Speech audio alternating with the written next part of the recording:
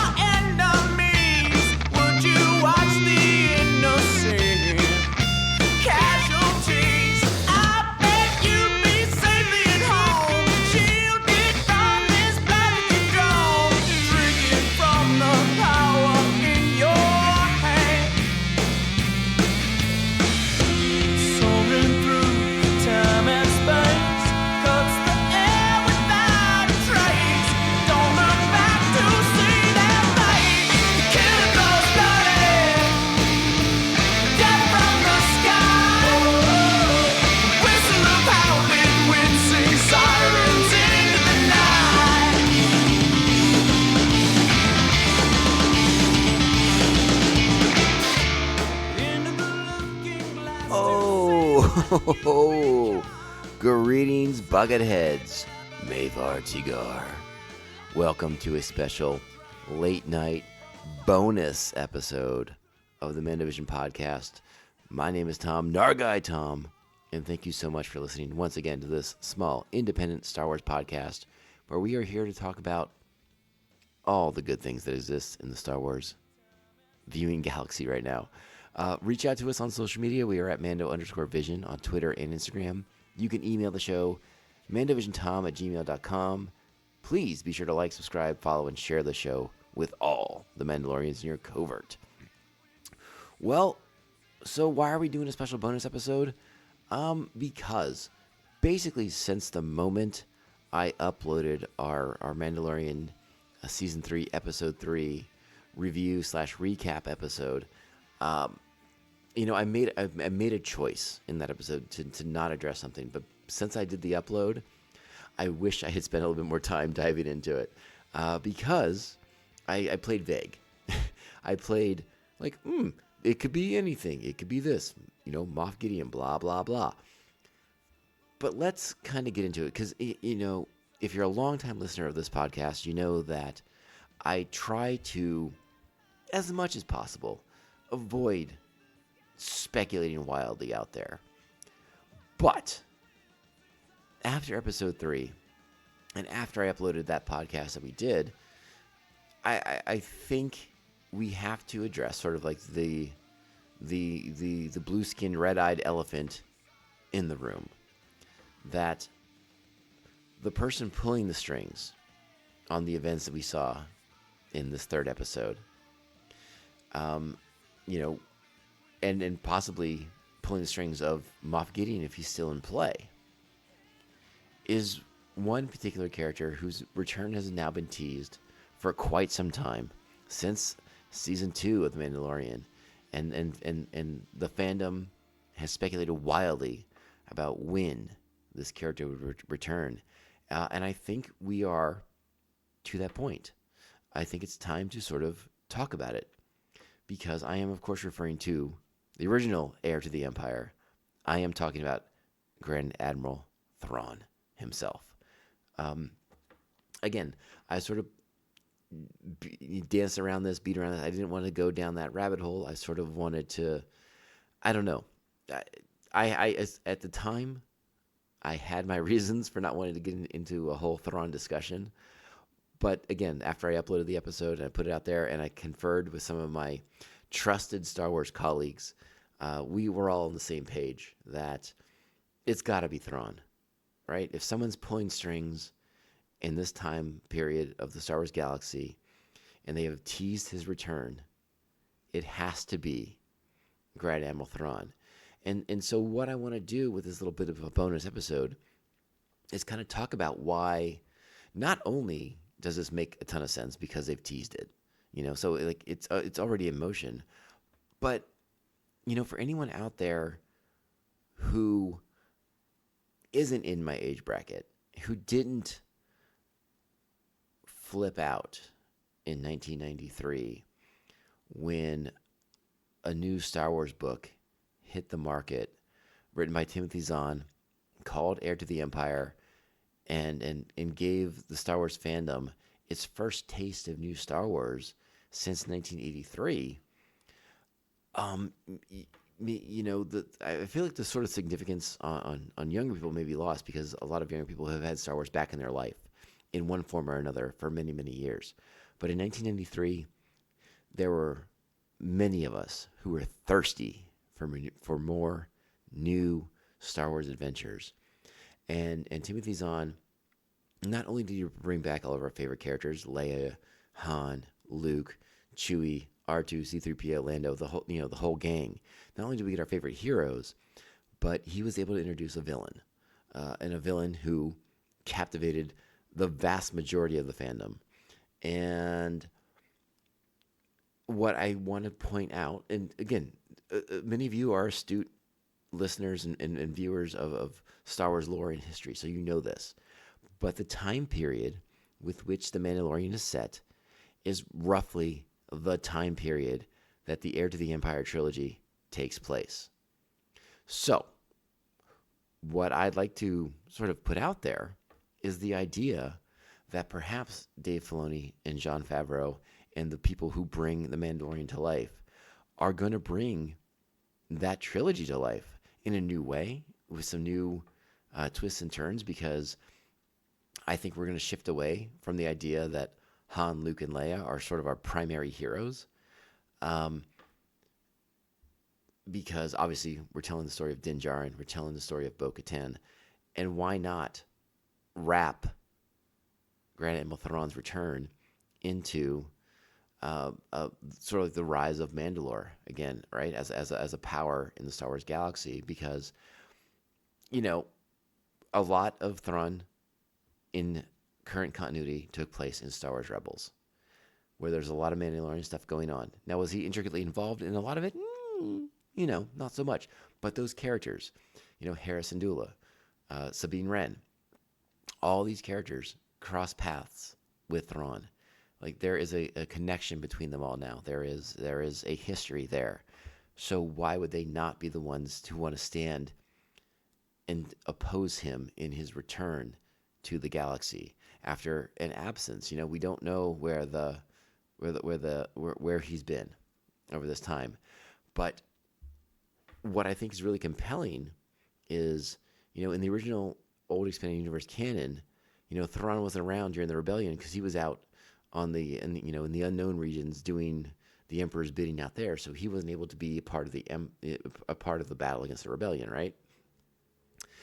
At least not when he needed to be. So he returns back after Palpatine's demise and kind of brings the Imperial remnant back together and drives them forward and comes this close, just a hair's breadth away from achieving victory against a very fragile New Republic. And if there's something that we learned in Episode 3 of The Mandalorian, is that the New Republic is extremely fragile. And it looks like someone is putting pieces in place to further destabilize a not strong new government, right? And why wouldn't it not be the time for Thrawn to return and do these things? I want to sort of evoke a passage from the very first introduction that we all got as an audience to Grand Admiral Thrawn. And I don't do this often. I don't read from books very often. So I'm gonna tell you. Okay, so I'm just gonna read a little passage. It's from the end of Chapter 1 in Heir to the Empire, and I am not a audio book author, but I will do my best to read this in a manner befitting such gravitas and dramatic wording. All right. So this is, if you're looking at the Essential Legends Collection book, this is on page 16, all right? And this is from a conversation between Grand Admiral Thrawn and Captain Paleon. He paused, taking a measured sip from the mug at his elbow, a strong Forvish ale from the smell of it. And Paleon forced himself to remain silent. Whatever the Grand Admiral was going to tell him, he was obviously going to tell it in his own way and time. I ran across an offhand reference to it some 7 years ago, Thrawn continued, setting his mug back down. What caught my attention was the fact that, although the planet had been populated for at least 300 years, both the Old Republic and the Jedi of that time had always left it strictly alone. He cocked one blue-black eyebrow slightly. What would you infer from that, Captain? Paleon shrugged. That is a frontier planet, somewhere too far away for anyone to care about it. Very good, Captain. That was my first assumption, too. Except that it's not. Merkur is, in fact, no more than 150 light years from here, close to our border with the Rebellion, and well within the Old Republic's boundaries. Thrawn dropped his eyes to the data card still in his hand. No, the actual explanation is far more interesting, and far more useful. Paleon looked at the data card, too. And that explanation became the first piece of this puzzle of yours?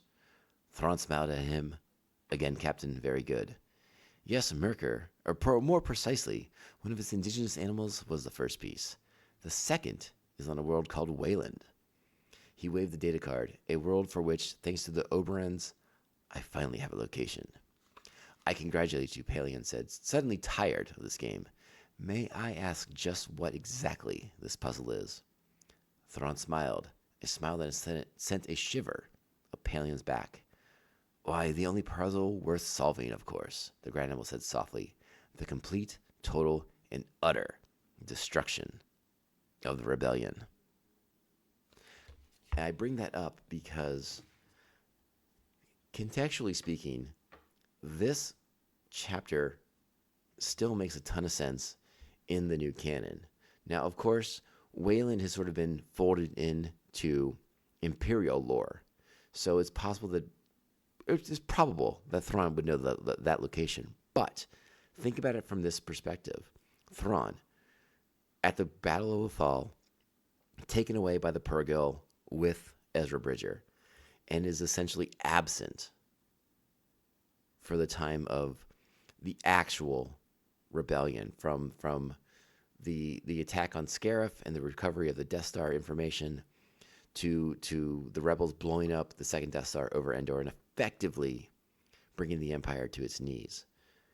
So when he returns some years after that fact, and there's this new Republic in place, Thrawn would still view the rebellion as the rebellion. He would not accept defeat because to him, this is not the case. So he's going to rally the forces of the Empire around him. Another element why I think that a lot of Zahn's trilogy may come into play here is because we're still dealing a ton with cloning, and clone armies are a big part of what Zahn's trilogy and what Thrawn's plan to take down the New Republic in the Heir to the Empire trilogy is all about. You know, Thrawn has to build up the Imperial numbers again after Endor and the loss of so many Imperial lives. What's the fastest way to do that? Thrawn starts his own cloning program. Now, again, in 1993, Timothy Zahn was working with not a lot of backstory. You know, he didn't have the prequels to reference. There was no Kaminoans. There was no Topeka City. There was no Jango Fett as sort of like the prime genome for the cloning program. No, he had a whole separate thing going on with the Spayardi cloning cylinders, and you could just sort of plug DNA into it and make more troopers, right? So in a sense, he was working with a bit of a handicap because, you know, it was like 7 or 8 years later that we would get the prequels and we would start finding out some of this backstory that he didn't have the information on how it would shake out. But we as an audience now know that Thrawn could easily adapt Kaminoan technology, that technology is now being warehoused on Wayland itself. So if Thrawn wants to build up Imperial numbers in this post-Return of the Jedi time frame during the Mandalorian, the information exists on Wayland. It's right there for him. He can go access it and start to build a new Imperial army for himself. So a lot of this talk that we're having right now, it is a little bit of wish fulfillment on my part because, again, for me, I have loved this trilogy of Star Wars books for almost 30 years now. Basically 30 years now, honestly. Um, and the idea that we're covering a period of time in which they could actually adapt them and begin to kind of tell this amazing trilogy of stories of the Imperial Remnant rallying and coming together and potentially bringing the Republic to its knees is exciting. What's even more exciting is that we are potentially swapping out Luke, Han, Leia, and our principal cast from the original trilogy for the Mandalorians, for Din and Bo, and I would assume the cast of Rebels that will now be featured in the Ahsoka series, because we've been getting the rumors that Hera's coming back, that Sabine Wren is coming back, that there will be a live action Ezra Bridger at some point, and obviously we have Ahsoka Tano herself. So the idea that this trilogy could come to life, and instead of worrying about upsetting the apple cart by trying to recast or do de-aging on legacy characters, we can have our new heroes from The Mandalorian, our heroes from Rebels in the Ahsoka series come together to face this threat head on, I think is even more exciting to think about moving ahead, because again, there are elements to the Heir to the Empire trilogy that probably won't translate into the shows, and that's okay, because obviously, the biggest one being, I would be insanely shocked if we were to get a Mara Jade character at this point on The Mandalorian or in Ahsoka. As much as I love the idea of the Emperor's Hand, I feel like that is thorny at best to sort of start pulling at that particular thread on the sweater. But I mean, don't get me wrong, I'd be delighted, but it would also bum me out as someone who sort of knows Mara Jade's role in the old expanded universe, and to know that it would not be the same in the new canon. But I would still be delighted to see the character. So, again, there are elements from this story that I think still work, still fit in. Maybe they find new roles for him. I mean, after all, they've done that with Thrawn. When I first heard that Thrawn was going to fit into Rebels, I was sort of concerned. I was like, I don't know how that's going to work. But it worked flawlessly. It worked seamlessly. It made a ton of sense for Thrawn's backstory to kind of flesh out his time with the Empire before his disappearance during the height of the rebellion. So I guess what I'm really saying in the long run is obviously we have what, 6? No, 5? Gosh, is it only 5? 5 more episodes of this season of The Mandalorian. Later this year, we should have the Ahsoka series to look forward to.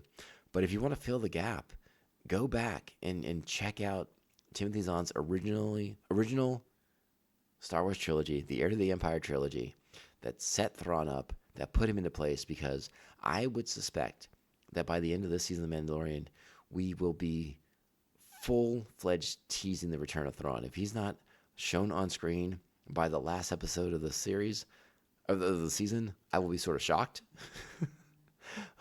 But again, maybe they're saving him for Ahsoka. That's always a possibility, But I think the Mandalorian will continue to tease the larger, sort of invisible threat, and I do think that it stands to reason that it will be Grand Admiral Thrawn himself who is pulling these strings and attempting to destabilize the rebellion. And again, perhaps he is using, and probably he is using Moff Gideon as a pawn to destabilize this thing too, if Moff Gideon is still actually out and about in the galaxy, or if that's just misinformation. Well, that's to be determined. We'll see how that goes. But yeah, I think it's happening. I think it's coming to fruition.